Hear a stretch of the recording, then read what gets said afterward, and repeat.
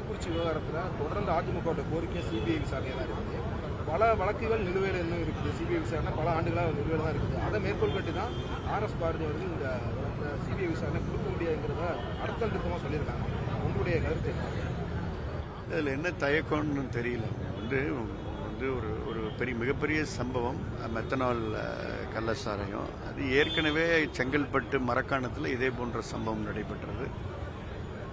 அதற்கு பின்னால் அதே சம்பவம் தற்பொழுது மீண்டும் நடைபெற்றிருக்கிறது. அந்த சம்பவமே சிபிசிஐடம் கொடுக்கப்பட்டு அதோட அவுட்கம் இன்னும் சரியா யாருக்கும் தெரியல.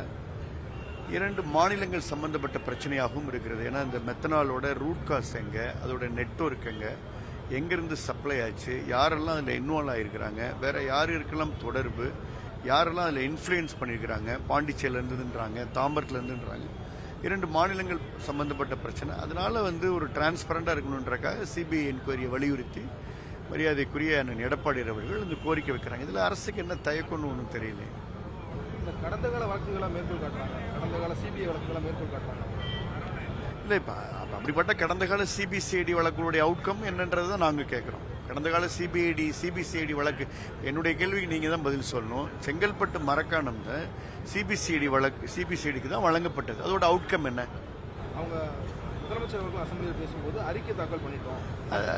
இல்லை, அப்போ ஏன் மீண்டும் அதே போன்ற ஒரு சம்பவம் நடக்குது? அதனால தான் கேட்குறோம். மீண்டும் இது போன்ற ஒரு சம்பவம் இனி எந்த காலத்திலும் தமிழ்நாட்டில் நடக்காமல் இருப்பதற்கு தேவையான நடவடிக்கைகளை எடுப்பதற்கும் இரும்பு கரம் கொண்டு இந்த கள்ளச்சாராயத்தை ஒழிப்பதற்காகவும் நடந்த சம்பவத்தில் பாதிக்கப்பட்டவர்கள் மட்டுமல்ல பங்கேற்றவர்களை முழுமையாக கண்டறிந்து துடைத்தெறிய வேண்டும் என்பதற்காக தான் சிபிஐ விசாரணை அதிமுக வலியுறுத்துகிறது. உயிரிழப்பு அதிகரிச்சிருக்கு, 62 இருக்கு. முன்னாள் சுகாதார அமைச்சராக மருத்துவத்துறை சரியா செயல்படல நினைக்கிறேன். ஆமாம், சரியா செயல்படலன்றதை ஸ்ட்ராங்காக ஏற்கனவே எதிர்க்கட்சி தலைவர் சொல்லியிருக்கிறார். கள்ளக்குறிச்சி விசாரணை அதிமுகவுடைய கோரிக்கை சிபிஐ விசாரணை முன்னிறுத்திருக்கீங்க. ஆனால் தமிழக அரசு இதற்கு தயக்கம் காட்டுறதுக்கு என்ன காரணம் நினைக்கிறீங்க? அதாவது மாண்புமிகு எதிர்க்கட்சி தலைவர் அவர்கள் கள்ளக்குறிச்சி சம்பந்தமாக 62 பேர் இறந்த உடனே கூட்டத்தொடரிலிருந்து சிபிஐ என்கொயரி வேண்டும் என்று ஒரு டிமாண்ட் வைத்துக் கொண்டிருக்கிறார்கள்.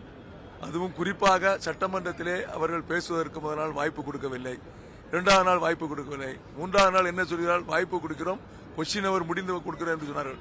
ஆனால் விதி தெளிவாக இருக்கிறது. 55 விதியின் கீழ் கொஸ்டின் அவரை ஒத்தி வைத்துவிட்டு பொதுநலங்காரிய சம்பந்தமான விஷயங்களை எடுக்கலாம் என்று இருக்கிறது. ஆனால் அதற்கும் அவர் நிராகரித்து விட்டார். நேற்றைய தினம் எல்லா எம்எல்ஏக்களையும் சஸ்பெண்ட் செய்து விட்டார். இந்த சிபிசிஐடி என்கொயரி என்பது இது ஸ்டேட் போலீஸ். இதனுடைய நடவடிக்கை மிகவும் மோசமாக இருக்கும். எனவேதான் இதனுடைய உண்மை நிலவரத்தை கண்டறிய வேண்டும். கிட்டத்தட்ட 62 பேர் இதுவரையும் இல்லாத அளவிற்கு மரக்கோணத்தில் போன வருடம் நடந்திருக்கிறது, இந்த வருடம் கள்ளக்குறிச்சி நடந்திருக்கிறது. எனவேதான் 62 பேர் இறந்ததை சிபிஐ என்கொயரி வேண்டும் என்று டிமாண்ட் வைத்திருக்கிறோம். அதற்கு இந்த அரசாங்கம் ஒத்துக்கொள்ளவில்லை. சிபிசிஐடி என்கொயரி கண் துடைப்பு.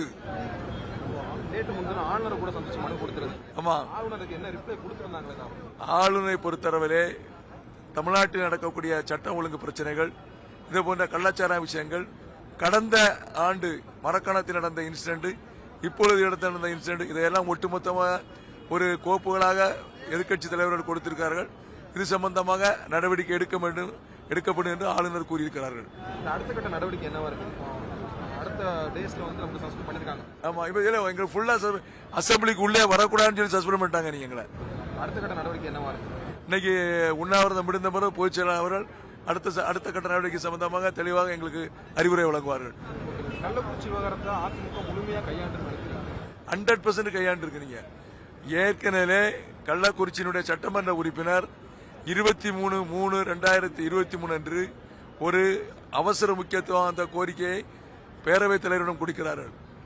இந்த கள்ளக்குறிச்சி இன்சிடென்ட் நடக்கிறதற்கு முன்னால் அங்கு இருக்கக்கூடிய கண்காணிப்பாளரிடம் கோரிக்கை வைக்கிறார்கள், கலெக்டரிடம் கோரிக்கை வைக்கிறார்கள். இது சம்பந்தமாக இந்த அரசு செவிசாய்க்கவில்லை. இத்தனை பேர் சொல்லியும் இந்த கள்ளச்சாராயம் காய்ச்சக்கூடிய இடம் கள்ளக்குறிச்சி டவுனுக்கு அருகாமையில் இருக்கக்கூடிய போலீஸ் ஸ்டேஷனில் நடைபெறுகிறது.